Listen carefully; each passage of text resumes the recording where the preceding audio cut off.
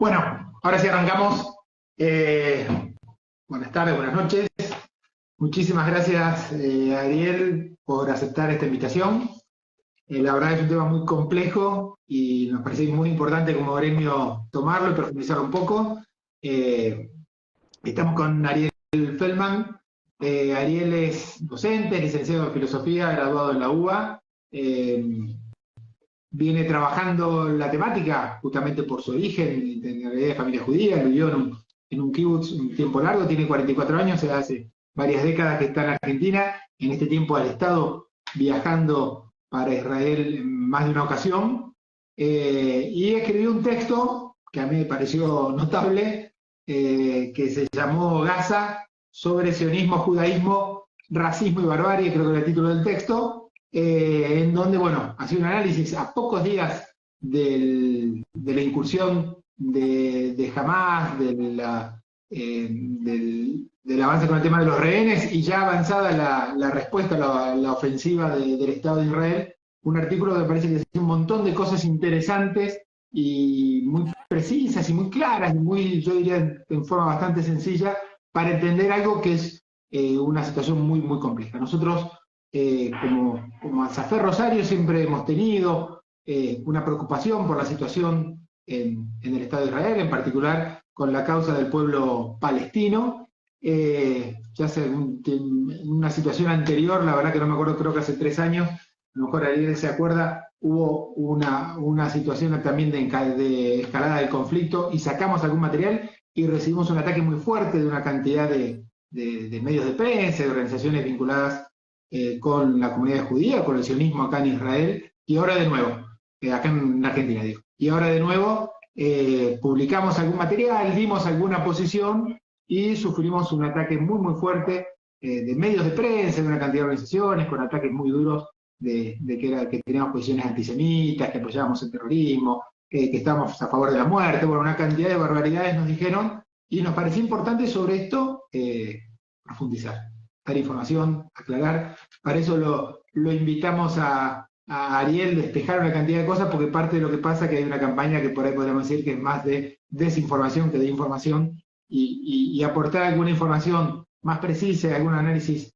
más claros, nos parece muy importante. No quiero hablar ya más yo, y quiero que lo escuchemos a Ariel, agradecerte de nuevo que te hayas conectado con nosotros y que nos ayudes en esta tarea tan difícil de explicar un poquito ese complejo proceso de guerra, podemos decir así, que lleva décadas ahí en la región de Palestina, lo que es hoy prácticamente todo el Estado de Israel, y ver un poquito qué está pasando ahora y cómo puede seguir.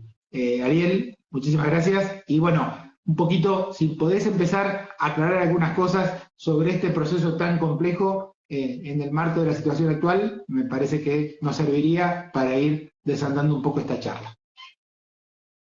Bien, bueno, primero que nada, muchas gracias por la invitación. No sé si ustedes me escuchan bien y ven bien. A mí me sucede que lo veo todo fantasmagórico y cortado. A ver ahí. Ahí estamos bien. Dale tranquilo. Bueno, disculpen, no sé qué pasó. Algo se tildó, no sé si fue el celular o fue... Pasa. Bueno, nada, lo que les propondría es que tengamos una conversación. Me parece la dinámica más sencilla para mí también, porque el tema realmente tiene muchas aristas, es muy amplio, o sea, hay aspectos históricos, hay aspectos comunicacionales, hay aspectos políticos a tratar. Voy a empezar un poco contando la motivación del artículo y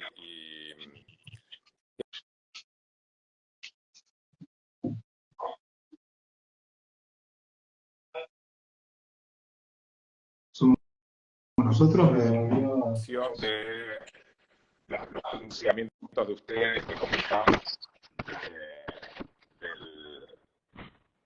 del boletín número 7 que tuve la oportunidad de enviar un poco hoy, que han sacado, no sé si ese es el... Yo leí uno actual, que salió en la revista Jacobin ahora. Ese es el actual. Escrito poquito después del 7 de octubre. No, me refiero al boletín número 7 de ustedes. El boletín ese es de este año. Sí, le decimos bien, por ahí no se te- sí, el número 7 lo sacamos ahora este año, que tiene una pequeña ubicación del proceso actual y 2 o 3 trabajitos. Sí. Bueno, entonces, empecemos por ese lado, digamos.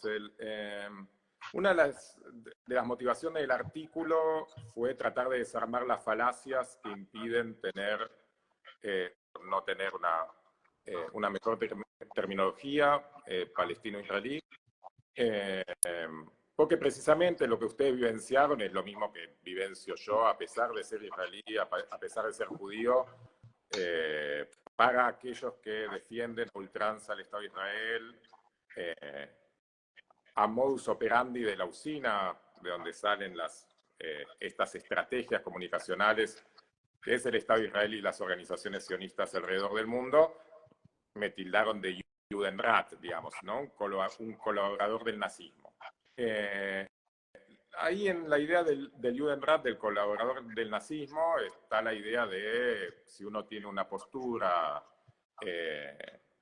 comprensiva de la situación de los palestinos en su situación de pueblo ocupado, oprimido, yo sería un colaborador del nazismo, de los palestinos en este caso, y ahí hay un proceso de nazificación del enemigo y al enemigo se le puede hacer todo. Aquel que apoya al enemigo debe ser perseguido comunicacionalmente, políticamente, y al enemigo se le puede, entendido como nazi, se le puede hacer absolutamente todo.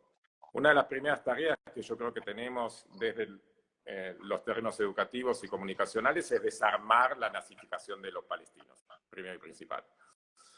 Y para eso lo que tenemos que hacer es precisamente contextualizar en qué contexto se da el terrible, condenable ataque a civiles del 7 de octubre por parte de Hamas. Es decir, lo que hay que señalar que ese ataque espantoso, injustificable, sin embargo tiene explicación. En un contexto de un pueblo sin perspectivas políticas, personales, colectivas de futuro, que ha sido segregado detrás de una muralla tecnológica, de una muralla física, que es el muro que separa tanto Gaza como Cisjordania de lo que sería el territorio israelí, donde supuestamente funciona una democracia plena, y el domo de hierro, el sistema antimisiles, que posibilitó que durante ya más de 10 años, dentro de las fronteras israelíes, los israelíes viviesen en una calma absolutamente ilusoria, donde todos los males del conflicto se los llevan los palestinos en un territorio sitiado como es el de Gaza, y un territorio con una lógica de apartheid como es el de Cisjordania. ¿Qué hay que decir? Digamos, en Israel en Palestina e Israel hay un único Estado. Y cuando digo esto no significa que hay una obviedad, que no hay Estado palestino, sino lo que quiero decir que Israel controla, de hecho, y hay un único Estado dentro de las fronteras del 67, donde es más o menos del 67, Israel las fue corriendo un poco, donde funciona lo que se autorreconoce como Estado de Israel, pero también la autoridad final, militar, administrativa, comercial, control de los accesos marítimos, aéreos, los pasaportes para poder viajar, etcétera, etcétera, los administra Israel. Es decir, es un Estado colonial hecho y derecho. Entonces, en ese contexto llevamos 10 años en los cuales, más de 10 años en los cuales la situación del pueblo palestino, porque el conflicto en términos bélicos y militares para Occidente, para Israel, estaba contenido, bastante contenido, lleva a una situación de terrible desesperación al pueblo palestino, donde no hay una perspectiva política, donde donde podría haber un supuesto Estado en la salida de los dos estados, un Estado palestino, está continuamente ocupado, y en el último gobierno de Netanyahu, la aceleración de las colonias en Cisjordania ha ido increyendo a una velocidad más que la ya existente en los últimos 56 años, desde la ocupación. Entonces tenemos una situación de un pueblo absolutamente desesperado, sin perspectiva política, con un gobierno, el de la Autoridad Palestina en Cisjordania, que funciona como un administrador colonial, prácticamente. Y en Gaza, una realidad absolutamente sitiada, donde se ha desconocido o sea, quiero aclarar no sé si es una obviedad, pero digamos, también parece que Hamas es una organización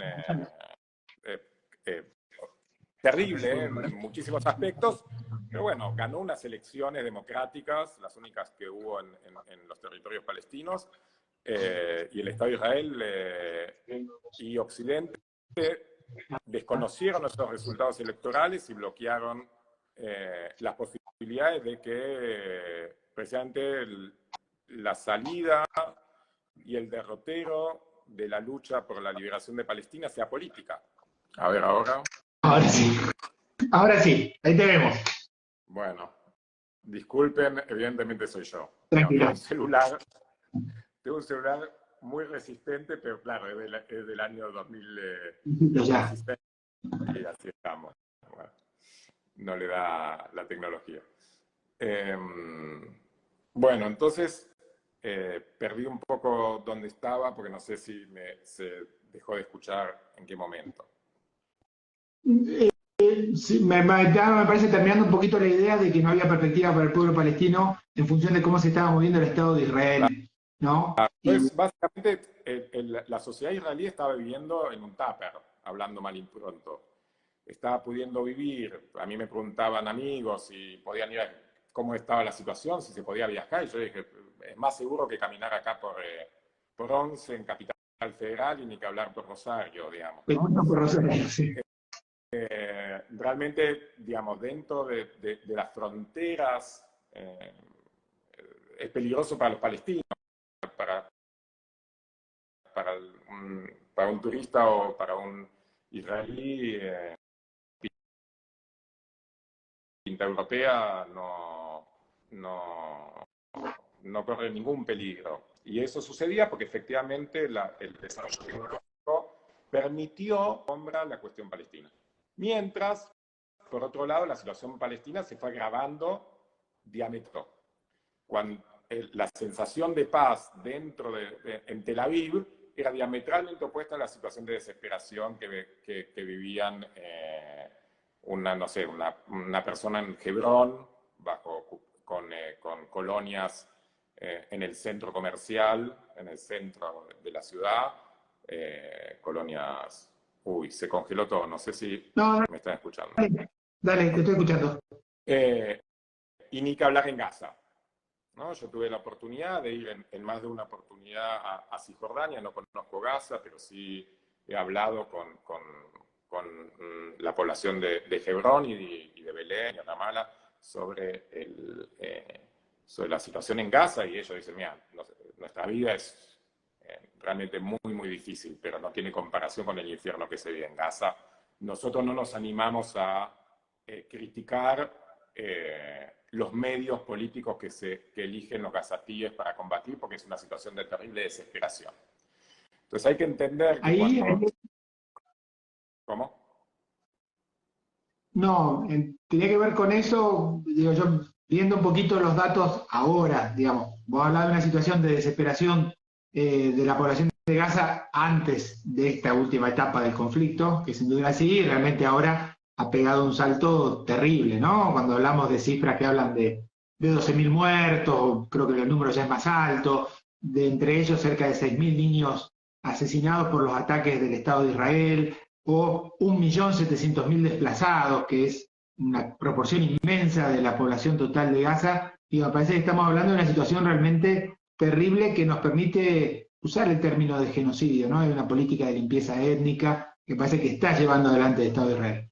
parece que un concepto que es muy importante que vos desarrollás es esta diferencia entre judaísmo, sionismo, y vos utilizás un concepto que creo que es correcto en esta diferenciación de israelismo, ¿no? Ujú. Para diferenciar un poquitito algunas cuestiones que son importantes y que permitan en todo caso la posibilidad de cuestionar esta brutalidad del genocidio que está en marcha y no ser tildado de antisemita. Me parece que si vos desarrollás brevemente esos conceptos, ayuda a entender un poco y a ordenar un debate que me parece que distintos sectores lo quieren confundir. Bien, voy a eso, pero antes aprovecho el concepto de genocidio. No, lo que digo es que para mí lo que está diciendo sobre genocidio es que tenemos que dar, es una disputa ideológica, es política, y para eso para mí hay que tener mucho cuidado con las palabras. Yo creo que lo que está pasando en Gaza es efectivamente un genocidio.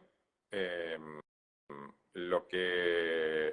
pero, porque más allá de que el genocidio no tiene que ver con la cantidad de muertes que hay, sino sobre la intencionalidad que hay en torno a las acciones de sangre que se cometen.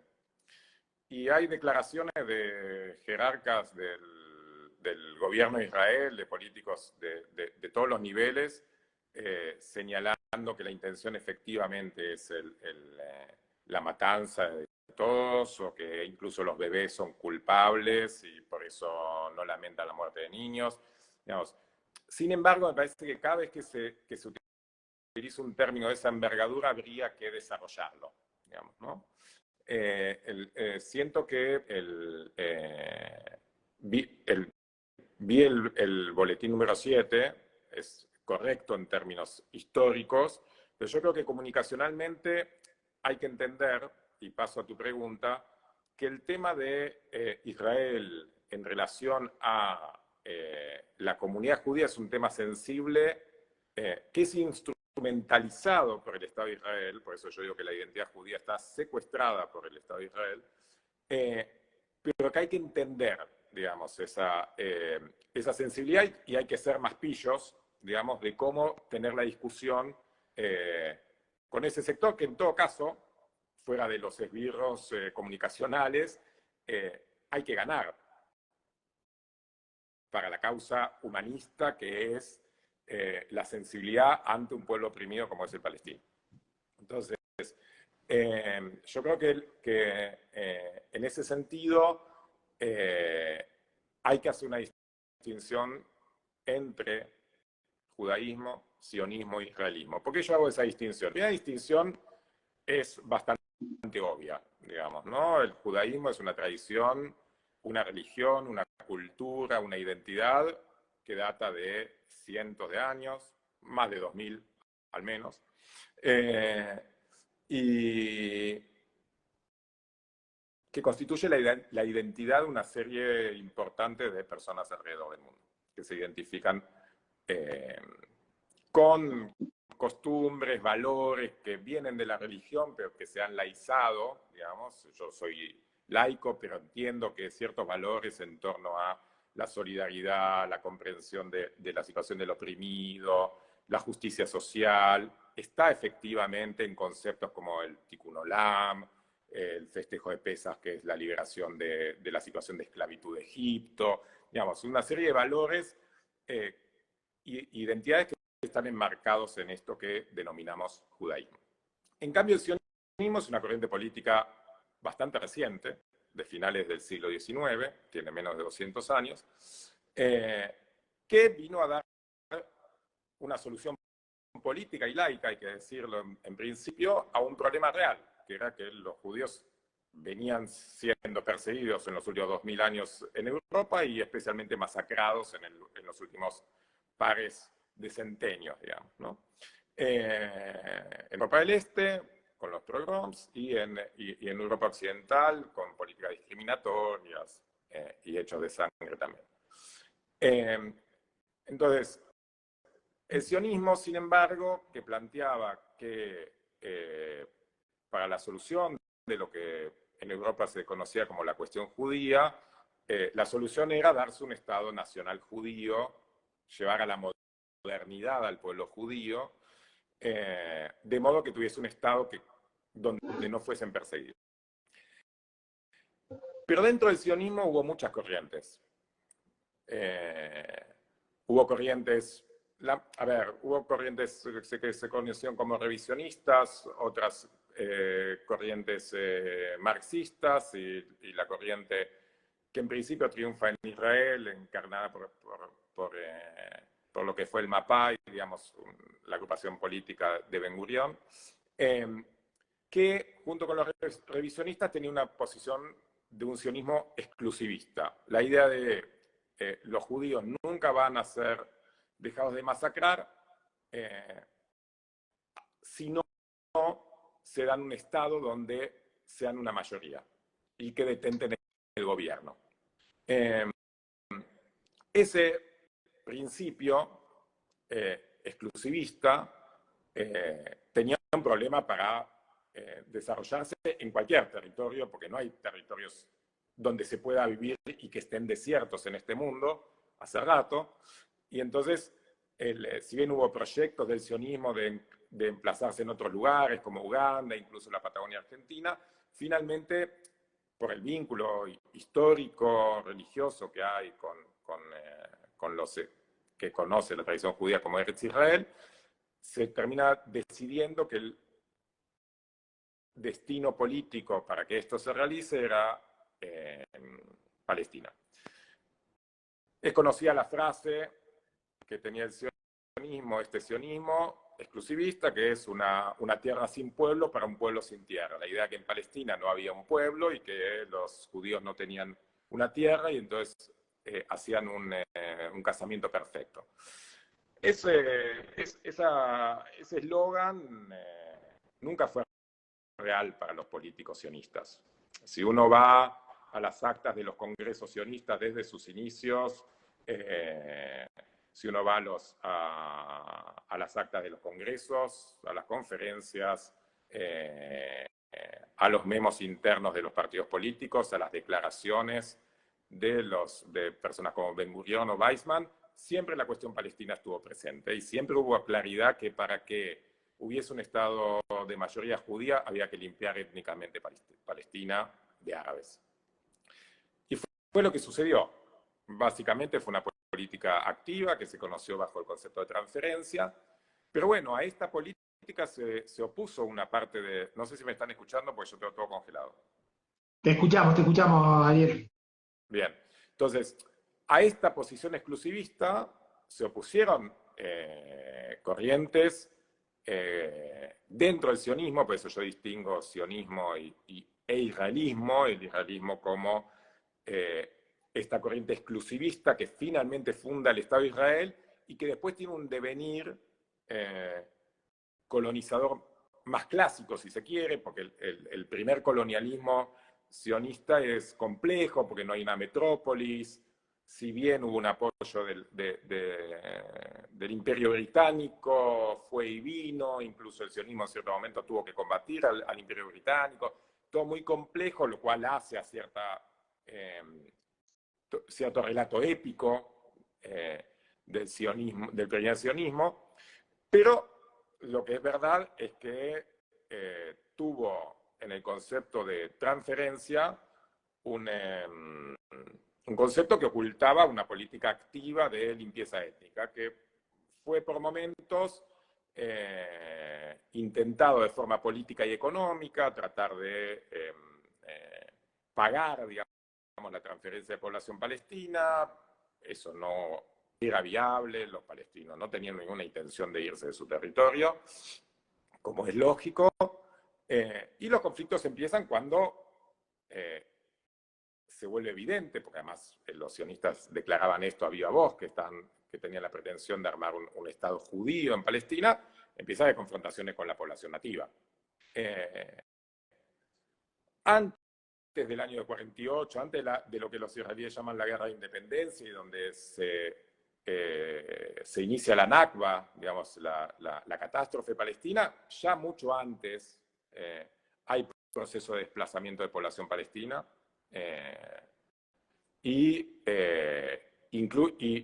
y fuertemente a partir del año 47, antes de la declaración de independencia, el inicio de la guerra, la primera guerra árabe-israelí de la independencia.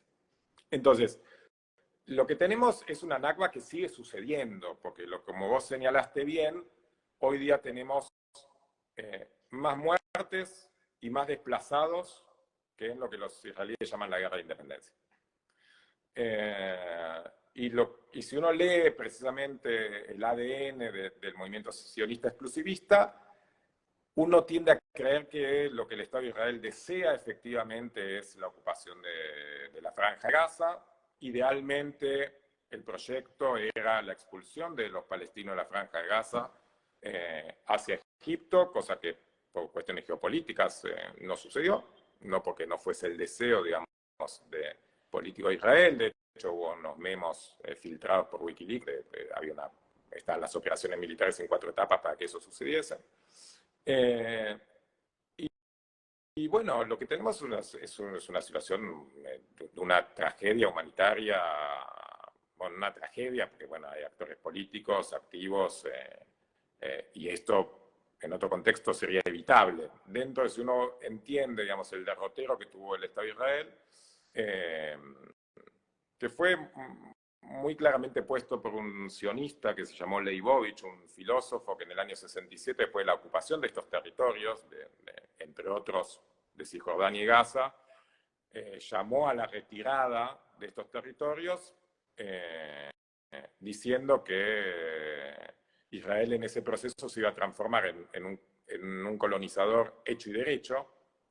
Antes había creado un Estado con el desplazamiento de los palestinos, limpieza étnica, pero estaba dentro de su territorio ya en una mayoría étnica, con un pecado original, pero una mayoría étnica, y tenía una democracia con las injusticias que tienen las democracias occidentales, con ciudadanos de segunda, pero sin el supremacismo que implicó luego ser un Estado colonial hecho y derecho, ¿no? Porque para tener bajo tu égida una población, no darles el derecho a la autodeterminación, si bien son mayoría y podrían decidir sus propios gobernantes, vos tenés que considerar una superioridad de algún tipo. Y eso fue calando en la sociedad israelí de forma muy marcada. Para aquellos que viajamos a Israel frecuentemente, vemos cómo el racismo se ha ido incrementando en los últimos 30 años, que es mi experiencia de viaje, pero posiblemente para aquellos que pudieron vivir el 67, desde el 67, un proceso de racismo que está apalancado en términos filosóficos por esto que dice Leibovich, digamos, el alma de un colonizador no puede más que pudrirse, de un Estado colonizador no puede más que pudrirse, pero que no se da sin un trabajo muy fino en el terreno educativo, en el terreno de la formación de la sociedad. Digamos, si uno lee a una gran teórica israelí que es en educación, que se llama Nurit Peled, ella tiene muchos trabajos sobre los libros de texto en las escuelas israelíes, cómo son representados los palestinos, cómo no son representados. En el ejército israelí es la institución central de la sociedad, que conforma un rito de pasaje de la adolescencia a la adultez en el servicio militar obligatorio. El servicio militar obligatorio son 3 años, donde no es la colima, no es correr, limpiar, barrer, es una formación ideológica, militar y social, porque en 3 años uno ahí hace los amigos de toda la vida, muchos conocen a sus parejas, todos los años vuelven a juntarse cuando se llama las reservas para entrenamiento. Y bueno, se fue conformando una sociedad en armas bastante racista. Y lo que estamos viendo es la consecuencia y la respuesta del desarrollo de la representación que los palestinos se tiene a partir del devenir de la sociedad israelí y su cultura.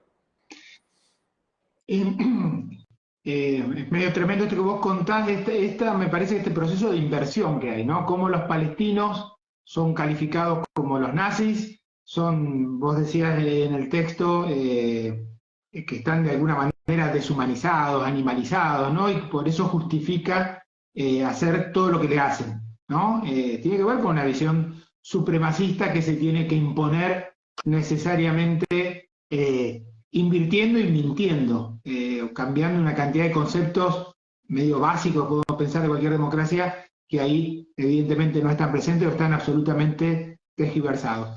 A mí por ahí lo que eso en un Estado que se considera que está en estado de excepción, de guerra de hace décadas, uno lo puede, de alguna manera, con toda la brutalidad que tiene, puede resultar, entre comillas, comprensible. Me resulta un poco más difícil de comprender cómo se impone ese discurso en una sociedad como la nuestra.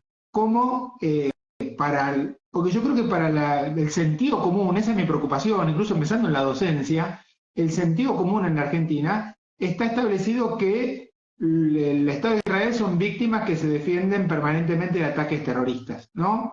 Me parece que ese sentido común está muy impuesto y me preocupa un poco eso, ¿qué podemos hacer? Me parece que tu tarea tiene que ver con eso, lo que escribís, este video que estamos haciendo, pero qué potente que es ese aparato de confusión que hace eso, que los que nos animamos a alzar la voz en defensa del pueblo palestino que tan visiblemente está siendo masacrado, somos acusados de violentos, de terroristas, de antidemocráticos, ¿no? Incluso yo leía también, vos sos docente de la escuela Martín Buber y que estás teniendo problemas ahí mismo en la comunidad de la escuela por tus posiciones, ¿no? Me parece que hay algo ahí que es el desafío, tratar de no solo denunciar lo que está pasando ahí y tratar de hacer lo posible para que el genocidio que está en marcha se frene y buscar realmente la defensa del derecho del pueblo palestino. Y me parece que hay una disputa muy grande que tenemos que dar acá, ¿no? En la Argentina, en nuestro caso, para cambiar este sentido común, para explicar con más elementos y para enfrentar una ofensiva realmente autoritaria y muy fuerte. Me parece que hay algo de ahí que es lo central y que nos tenemos que proponer.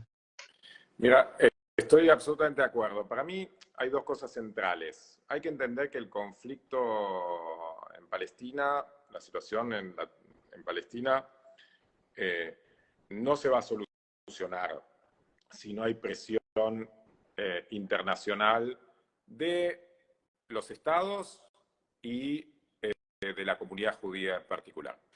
El Estado de Israel vive del capital simbólico del judaísmo, se presenta como víctima al arrogarse la herencia de siglos de persecución de los pueblos judíos y la justificación de que necesita hacerse de un Estado exclusivista para no ser borrado del mapa, entre comillas, y presentarse como víctima cuando es un Estado opresor en este caso, ¿no? Entonces, hay un doble que me parece muy importante, por lo tanto no es esta disputa simbólica y política que se va a tener que dar, digamos, en la sociedad civil, digamos, ¿no? Para presionar a nuestros gobiernos y en términos de la comunidad judía, dar la disputa. En ese sentido me parece que es importante, vos decías, bueno, ¿qué se puede hacer? Yo creo que una de las cosas que se tiene que hacer es, si bien acá es muy claro en términos políticos las responsabilidades y quién es víctima y quién es victimario, digamos, en términos políticos, yo creo que hay que ser más sutil en las complejidades y reivindicar algunos aspectos. Por ejemplo, yo creo que es muy importante reivindicar a partes de la sociedad israelí que se pronuncian contra la ocupación, ¿no? Porque tampoco, para mí uno de los errores, y que a veces pueden girar a posiciones problemáticas, también racistas, que es, bueno, todos los israelíes son malos, ¿no? Entonces, hay que tratar de entender que dentro de la sociedad israelí hay sectores muy loables que sufren muchísima persecución y sobre todo se transforman en parias dentro de sus comunidades, como son aquellos que se niegan a servir en los territorios ocupados en el ejército, los refusnik, que van en cana en el momento en el cual deberían estar sirviendo, van a prisión. B'Tselem, que es una organización de derechos humanos que se dedica a denunciar y contabilizar los crímenes del Estado de Israel, y son personas, digamos, son israelíes, personas como Nurit Peled o Ilan Papé, digamos, hay una sociedad, digamos, donde hay que rescatar los procesos subalternos que están disputando esa hegemonía. Y eso también en términos de la persecución de aquellos que hablamos acá, parece fundamental reivindicar el judaísmo. Sin tener que ser judío, me parece que hay una tradición de rebeldía, de resistencia, forjada precisamente en 2000 años de sentir la injusticia en carne propia, que hay que reivindicar en oposición al sionismo exclusivista. Hay que reivindicar el sionismo plurinacional, porque efectivamente los judíos no podían vivir más en Europa, digamos, ¿no? Había pasado un holocausto. Entonces, por eso yo empecé a hablar de israelismo. Yo creo que el sionismo es el sionismo verdaderamente existente, hay que decirlo. También a mí no me molesta hablar de antisionismo. Pero me parece que en estas discusiones es interesante empezar a distinguir sionismo y israelismo para poder reivindicar aquellas corrientes políticas de la nacionalidad judía que intentaron una realización moderna de un Estado en convivencia de palestinos e israelíes en contra del Imperio Británico, ¿no? Como era la posición de un tipo como Martin Buber, precisamente, incluso Einstein, o tipos que no llegaron, digamos, a la creación del Estado de Israel, como Brockhoff, digamos, ¿no? Entonces, y tantos otros. Entonces, hay algo en no demonizar, sutilizar los discursos sobre qué es el sionismo, sobre cuál es la relación entre judaísmo y sionismo, qué sucede con aquellos que se resisten a que Israel sea lo que sea dentro de su existencia, porque, a ver, seamos realistas, para bien o para mal, Israel ha llegado, existe, y, digamos, y yo no deseo que la solución a la limpieza étnica y tragedia del pueblo palestino se traslade a la población que vive en Tel Aviv, y que los 2 millones de tipos que viven en Tel Aviv tengan que emigrar, digamos, ¿no? Pero, no es esa la solución. La solución es encontrar una coexistencia pacífica y justa para las dos partes. Hoy día es básicamente injusta para los palestinos. De vuelta, los israelíes en Tel Aviv viven bárbaro, con un PDI altísimo, con perspectivas de estudio, de salud, económicas, vitales, y es diametralmente opuesto a la realidad de un palestino que vive en Gaza, ¿no? Todo lo contrario. Entonces, pero yo creo que hay que desarmar, hay algunas falacias a desarmar, que es el peligro de que aquellos que defendemos la causa palestina señalamos que le negamos el derecho de existencia al Estado de Israel. Bueno, esas cosas me parece bien aclararlas, para evitar. Bueno, yo condeno el ataque de Hamas del 7 de octubre, sin duda, porque es un ataque a civiles, que como civiles son inocentes, aunque estén en un Estado que es opresor. Yo creo que hay un derecho a existencia del Estado de Israel, pero tiene un derecho a existir no como Estado colonial, como un Estado o plurinacional, o un Estado que vive en paz con un Estado palestino. Entonces, esas cosas hay que nombrarlas, porque a esta altura ya conocemos por dónde va a correr el intento de cancelación. Me parece, por eso yo leía el boletín número 7, y para mí históricamente está bien, pero tácticamente yo creo que la forma de introducirlo no los ha ayudado. Yo entiendo que la reacción es absolutamente injustificada, la cancelación, tildar de nazis, todo eso son todas barbaridades que hay que condenar. Ahora, me parece que todos los que hemos estado, porque yo también me he equivocado, acá discutiendo, hay que hacer una disputa por la hegemonía del discurso acá. Porque realmente yo creo que se está jugando las muertes de palestinos, como sucedió en Sudáfrica, o como sucedió en Vietnam, digamos. Vos vas al museo de la guerra en Vietnam, y la mitad del museo está dedicado a los movimientos de derechos civiles de Occidente, porque son conscientes que no hubiese terminado la guerra de Vietnam si no hubiese sido por los movimientos civiles en rechazo de la guerra de Vietnam en Occidente. Podrían haberlo seguido masacrando y que en lugar de 2 millones de vietnamitas muertos terminaban con 4 millones.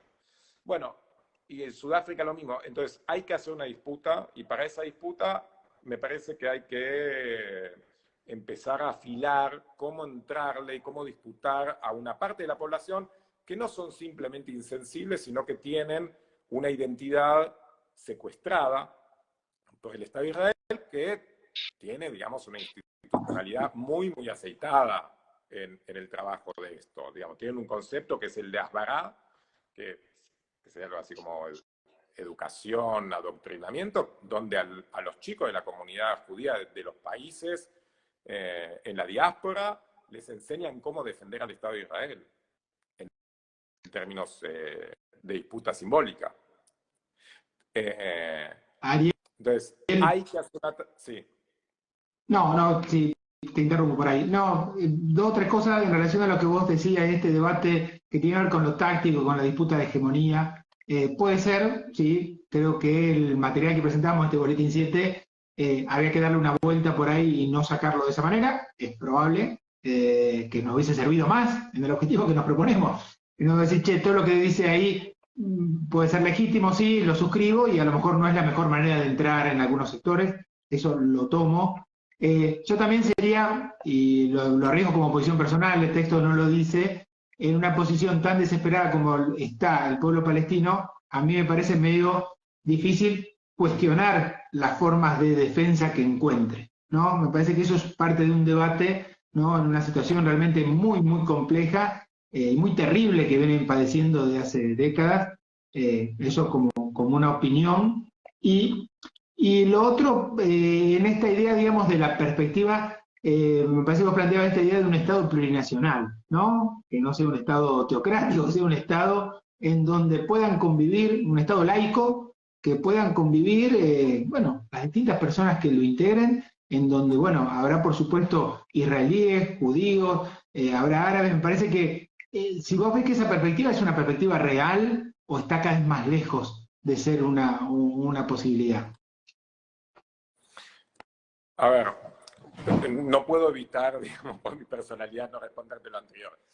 Y ahora voy a eso. Digamos, para mí le hacemos un flaco favor. Nosotros podemos discutir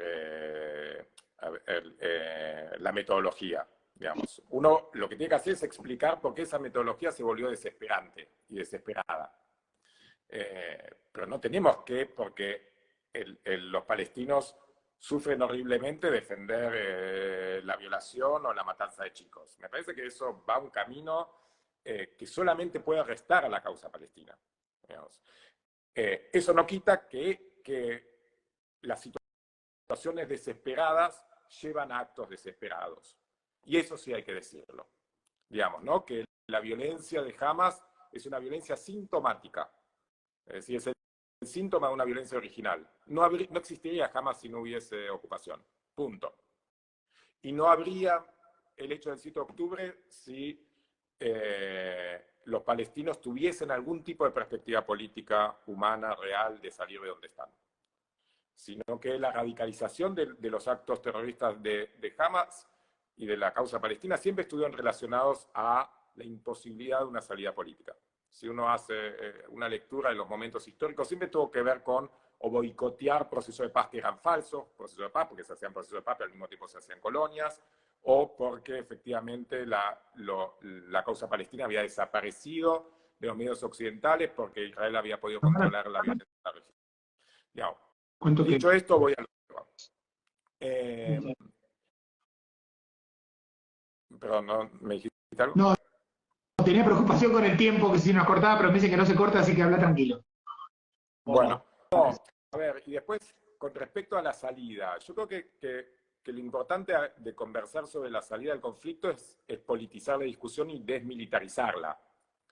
Pues cuando uno politiza la discusión hay que hablar de la ocupación, ¿no?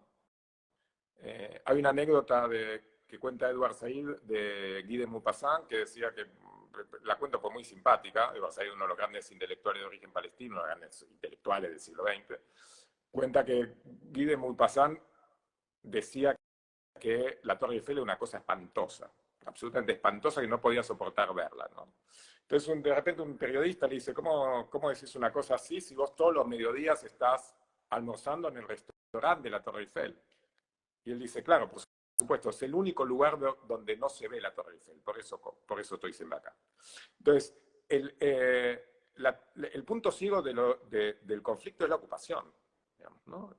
Es el punto ciego del que se cree poder hablar si se habla en términos bélicos, si se habla en términos de matanza, no se habla de la ocupación. Entonces, llevar la discusión sobre las soluciones es llevar la discusión sobre el terreno de lo político. Inevitablemente implica decir dos cosas muy obvias: que hay una ocupación violatoria del derecho internacional, condenada por las Naciones Unidas hace decenios de años, desde su inicio, desde el año 67, que la única razón por la que Israel no tiene sanciones es porque Estados Unidos veta esas sanciones, y que Israel ha llegado para quedarse y que su existencia no está puesta en cuestión. Ni siquiera Hamas, sinceramente, cuestiona que Israel va a seguir existiendo. Le ha propuesto una paz de 50 años, que es como los chinos que dicen, acá hay comunismo, pero arrendamos a Toyota o a Chrysler los terrenos por 99 años, pero no vamos a privatizar la tierra. Bueno, es algo bastante similar, ¿no? Entonces, no se reconoce, pero se propone una paz de 50 años. Entonces, porque en sus estatutos no lo pueden tomar. Pero incluso Hamas reconoce la existencia de hecho y por lo tanto el derecho de existencia del Estado de Israel. Entonces, ahora, ¿cuál es la solución? Bueno, todas las soluciones tienen impedimentos hoy día en el mediano y corto plazo insalvables. Digamos, hoy habría como tres soluciones en el mapa. La clásica, el de las Naciones Unidas, son dos estados para dos pueblos.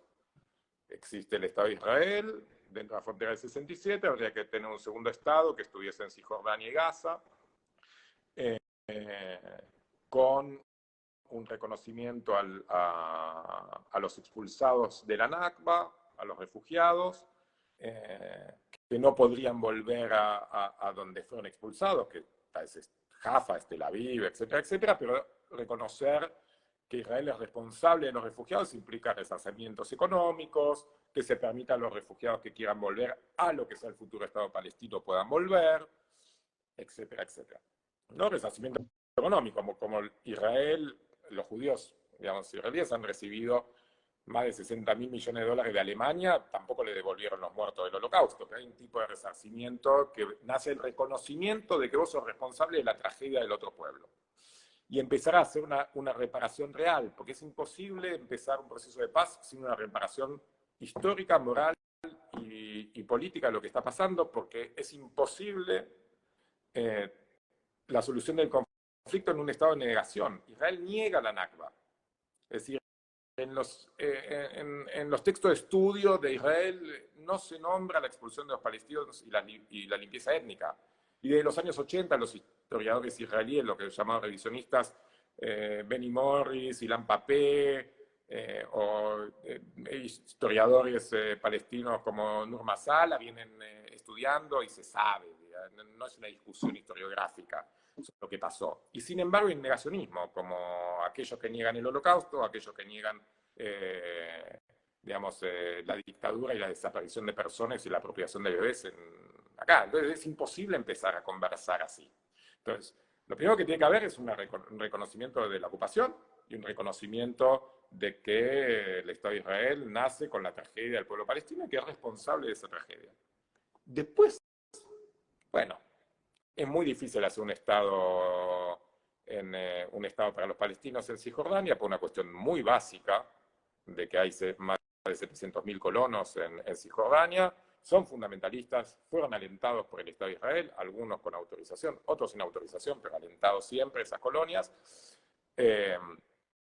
Y bueno, la última vez que se trató de sacar muchos menos colonos que eso, mataron al primer ministro Isaac Rabin, ¿no? Entonces, la situación esa es compleja, sobre todo porque hoy día la dirigencia israelí no tiene ninguna intención de descolonizar Cisjordania y más bien parece que la intención y de lo que están hablando es de colonizar el norte de Gaza, digamos, ¿no? De empezar a generar colonias ahí a partir del desplazamiento que hubo ahora. Por otro lado, el Estado plurinacional es muy complejo, porque en el ADN del Estado de Israel está la mayoría judía, y hoy día, si uno hace los números,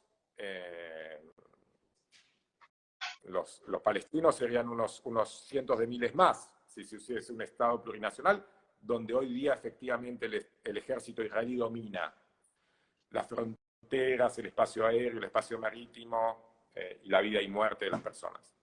Entonces, es muy difícil de pensar en el corto y mediano plazo que los israelíes pudiesen aceptar algo así. Entonces, hay que hacer una hoja de ruta, como se la ha llamado, una triste hoja de ruta, que para mí tenga un tronco común, sea hacia donde vaya, que tiene que ver con el reconocimiento y la reparación de que la tragedia palestina es responsabilidad del Estado de Israel, y que empiece una reparación simbólica, económica, en principio, en el camino de reparar, porque en este nivel de conflictividad y de odio que obviamente genera este recrudecimiento, es imposible también una convivencia pacífica en el corto y mediano plazo, sino que tiene que haber reparaciones, un reconocimiento del otro como un ser humano, y eso implica para la sociedad israelí reconocer su responsabilidad, poder reparar, digamos. Y luego hay una tercera opción de la cual se está hablando, que es un Estado federativo, digamos, ¿no? En el cual haya un gobierno con autonomías. Entonces las regiones árabes tengan una autonomía y las regiones judías tengan una autonomía con sus propias leyes y sus prácticas, y haya una estructura, como pasa en Estados Unidos, donde hay estados donde el aborto está penalizado y en otros tienen códigos penales diferentes. Entonces, algo por el estilo, que sigue teniendo el mismo problema, porque en Cisjordania, bueno, ¿cómo funcionaría? Bueno, sí, hay los colonos, pero que son unos fundamentalistas mesiánicos, gran parte de ellos, absolutamente intratables, estarían bajo la égida de un gobierno palestino. Todo es muy complejo. Yo sostengo que hay que ver cómo se empieza una discusión que no ponga el carro adelante del caballo, digamos, y lo primero que hay que andar es una reparación al pueblo palestino, en términos de reconocimiento histórico, de lo que significó la fundación del Estado de Israel para ellos, una reparación económica para refugiados, y el fin de la ocupación. O sea, lo primero, incluso si vamos a un Estado binacional, tiene que haber el fin de la ocupación. Eso es lo básico, que es el origen de todos los males. No queremos abusar de tu tiempo, yo pensaba que me iban a cortar antes. No, una última preocupación como gremio docente y solidarizarnos de nuevo con vos. Y si contás un poquitito, si tenés ganas, cómo estás pudiendo desarrollar tu actividad docente, si eso está limitado, cómo es eso en relación a tus posiciones, cómo está esa situación. Mira, yo justo tuve un accidente importante en el brazo, ahora estoy terminando con un proceso de infección, con lo cual estoy de licencia en la escuela. La escuela no tuvo la necesidad de echarme como reclamaban los padres, o parte de los padres, porque yo no estaba dando clase en la escuela. Esa fue la comunicación que dieron a la comunidad. Ariel no está dando clases en este momento. Algunos quisieron interpretar que me habían echado, otros entendieron que no, pero que estaba de licencia, y quisieron averiguar. Y en esa estamos. Volver a dar clases en la escuela también implica una reparación, ¿no? Primero, que alguien bregue por mi seguridad, digamos, ¿no? Y por otro lado, que haya un trabajo, digamos, con la comunidad, que por ahora no se ha dado. Yo le he reclamado a la escuela que sí sacó un comunicado para decir que no estaba de acuerdo conmigo, lo cual me parece lógico, sensato, no tiene por qué estar de acuerdo con mis posiciones, que sacase un comunicado diciendo que en la tradición humanista de la escuela, es una escuela que se llama Martin Buber, que básicamente dice algo así como la humanidad es el otro, el yo, tú, en la filosofía del yo y tú dice la humanidad es el otro, el reconocimiento, además tenía una posición muy parecida a la que yo tengo, de hecho, sobre el conflicto árabe-israelí, bregaba por un Estado plurinacional en territorio palestino. Yo llamé a la escuela a que sacase un comunicado condenando las amenazas que estaba recibiendo de miembros de la comunidad de la escuela por padres y pibes, que condenase el ciberacoso que estaba sufriendo, etcétera, etcétera, aún no compartiendo las posiciones. Podían repetirlo en cada renglón si querían, pero que me parecía fundamental. Y me dijeron que no creían que estaban dadas las condiciones para eso.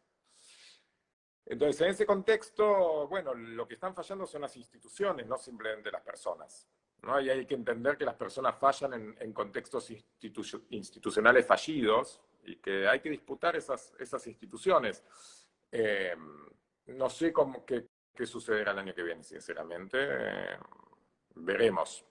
Entablaré comunicaciones con la escuela cuando volvamos de las vacaciones. La situación es esa. Yo también puedo entender en términos individuales a miembros de la comunidad que tiene familiares secuestrados o que han perdido familiares en el ataque de Hamas. Pero bueno, como el ataque de Hamas, una cosa es explicar, ¿no? Y otra cosa es justificar. Yo puedo explicar y por lo tanto entender el ataque de Hamas, no lo justifico. Lo mismo pasa con, fue lo que le reclamé a la escuela con respecto a las amenazas. Una cosa es explicarme que hay padres y alumnos que tienen familiares secuestrados o gente muerta. Otra cosa es justificarlo y no condenarlo, ¿no? Son cosas diferentes.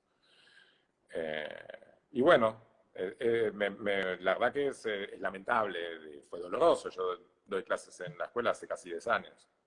Me siento parte de esa familia, como la llaman ellos. Bueno, acá estamos, la oveja negra de la familia, no sé.